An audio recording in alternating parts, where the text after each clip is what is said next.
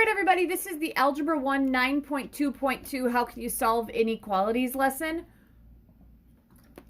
This lesson, we're going to do questions 956, and then we're going to look also at 958. We're going to skip 957. All right? So pretty much in this one, all we're going to do is look at reviewing some solving of inequalities, and we'll also graph them.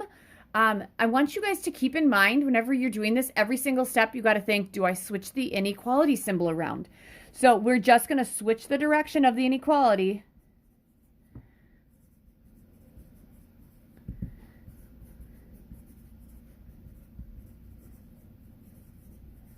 When we multiply or divide both sides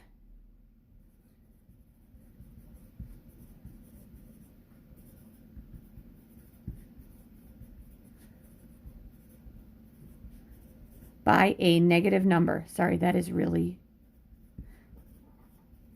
sloppy, but I did write it last time. 956. So here we go for A. So if at any time, you guys, you want to just pause the video and do them on your own and check it, fantastic. We're going to go through these, I think, kind of quickly. All right, so if you need this line, go ahead. To get the x by itself, we're going to add 7. We got an x. Negative 2 plus 7 is 5. Adding 7, does that change the direction? No. So on a number line, we're going to have a 0 and a 5.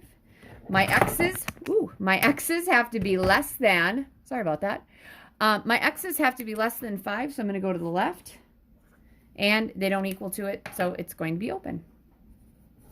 B, 3m plus 2 is less than or equal to 8m minus 8. Now, we're really used to seeing all the variables on the left side, so when I do this, I'm going to get those variables on the left side. So I'm going to subtract 8m from both sides. Subtracting 8m does not change the inequality around. 3m minus 8m is negative 5m. And then we got plus 2, and this is going to be minus 8. Next step, let's subtract 2. Negative 5m is going to be less than or equal to, that's negative 10. Again, I didn't change the inequality around because I just subtracted 2. And finally, I'm going to divide by negative 5. We got an m here. That's going to give me positive 2. Since I divided both sides by a negative 5, I'm going to flip this thing around. And graphing this, we got 0 and 2. Your m's have to be greater than or equal to 2. So they're going to be equal to or greater than. All right, I'm going to shove C right here just because I can, and I don't want to use too much paper. 2/3 p minus 2 is greater than negative 4. So if you need that line, go for it. First step, to get the p by itself, let's add 2. Okay, so I'm going to have 2/3 p. Since I added 2, this is not going to change. Negative 4 plus 2 is negative 2. All right, so now the thing is, how in the world do I get rid of this 2/3? It's been so long. I don't like fractions. All right, so here we go. Does it make sense that if I could put a 3 on the top here, wouldn't those 3's divide out? And if I could put a 2 on the bottom, wouldn't those 2's divide out? Ooh, I like it. And then I'm left with a p. So it looks like the magic number is 3/2. I'll put this over 1 too. All right. So going on the right side, does anything divide out? Sure enough, yeah, these 2's do. Negative 1 times 3 is a negative 3. All right, do I switch the inequality around? No, I don't. This 2 is negative, but I multiplied both sides by a positive. So p has to be greater than negative 3. So p is greater than negative 3. It's going to go off to the right. And it's greater than, it's not equal to, it's going to be an open dot. Awesome. We're about halfway through. D. 2 minus 3 times x minus 1 is greater than or equal to x minus 7. All right. So I'm going to have this 2 here. I'm going to distribute this 3 through as a negative 3. Negative 3 times x is a negative 3x. Negative 3 times negative 1 is a positive 3. That's going to be greater than or equal to x minus 7. Again, if you need that line through the middle, go ahead and put that through. All right, so if this was an equation, wouldn't I just combine like terms? I'm going to still do that. So I'm going to have 5 minus 3x is greater than or equal to x minus 7. All right, I like having the variables on the left side, so I'm going to subtract an x. So I'm going to have 5. This is minus 4x, and this is a negative 7. Subtracting x does not change that inequality around. Next, let's subtract 5. Got a negative 4x here and a negative 12 there. Doing that does not switch that around. And divide by negative 4. X. Negative 12 divided by negative 4 is, I forgot my negative there, is 3. Divided both sides by a negative 4, therefore this switches around. All right? Here we go. 0, 3. So my x's have to be less than or equal to 3. They're going to be less than or equal to 3, equal to 3, and less than would be off to the left. Let's put E right next to it. 9k minus 4 plus 1 is less than or equal to 2k minus 3 plus 7k. All right, so the first thing I'm going to have to do is I am going to have to combine what I can. So I can take this. Wouldn't that be 9k minus 3? Because negative 4 plus 1. If you need this again, go ahead. All I'm doing is combining, so I don't have to switch the inequality around. 2k plus 7k, isn't that 9k minus 3? All right. Ooh, I'm seeing something. I am seeing something. So it's less than or equal to. Ugh. All right, so let's think about this, you guys. No matter what I put in for the k here and the k here, aren't these always equal? Yeah. And didn't it say that it could be equal to? So isn't 9k minus 3 always less than or equal to 9k minus 3? Yes. So k can be any number. This would be all solutions. K can be any number. Okay, because no matter what I put in for k, they're always equal to it, and I said it could be equal to. So, if you want all solutions on a number line, all you would do would be this. Whoop. There we go. That's what it would be. F. 3y plus 1 is less than 3y plus 1. All right, so this kind of looks like the end of my other one. So 3y plus 1 and 3y plus, aren't these guys always equal to each other no matter what you put in for the y? Well, this is saying it can't be equal to. Is 3y minus 1 ever less than 3y minus 1? No. So this has no solution because they'd have to be equal to. These guys are always the same. This guy can't be less than itself. It just totally doesn't make sense. Gosh, that's craziness. And then I said I wanted to finish with 958. Nice little story problem. 1912, Japan gave the United States several thousand flowering cherry trees as a symbol of friendship. Similarly, the nation of Cameroon plans to give flowering Santa trees to other countries this year.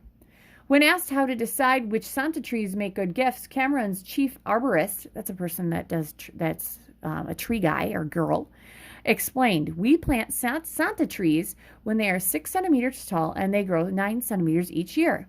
The trees only flower when they are taller than 150 centimeters.